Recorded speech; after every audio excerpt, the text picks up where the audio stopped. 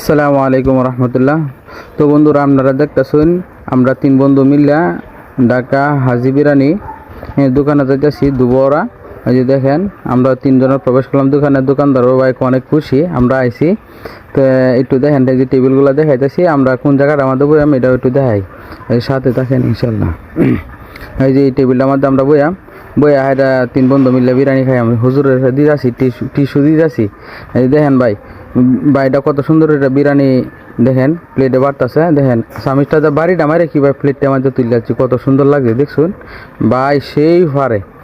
তো ভাইয়ের দোকানে আইলাম, আসলে অনেকটাই ভালো লাগে। প্রায় সময় আমরা আসি তিন বন্ধু মিললে আয়া দিলে আসলে খায়াটায়া যাই। ভাইয়ের বিরিয়ানিগুলো অনেক ভালো লাগে, তাই প্রায় মাঝে মাঝে আসি। দেখেন এই বাইটা কিবা একটা হাতের মধ্যে তিনটা প্লেট কত সুন্দর করে লইয়া এই টেবিলটার মধ্যে আয়া হয়ে গেছে। আসলে এগুলো আগের থেকে প্র্যাকটিস করা আছে দেখে তারা হাতে লইতে পারছে, আমরা কিন্তু লইতে পারতাম না। তো দেখেন ভাই, এই যে প্লেট সামনে দিছে বিরিয়ানি, আমরা খাইয়াম এখন।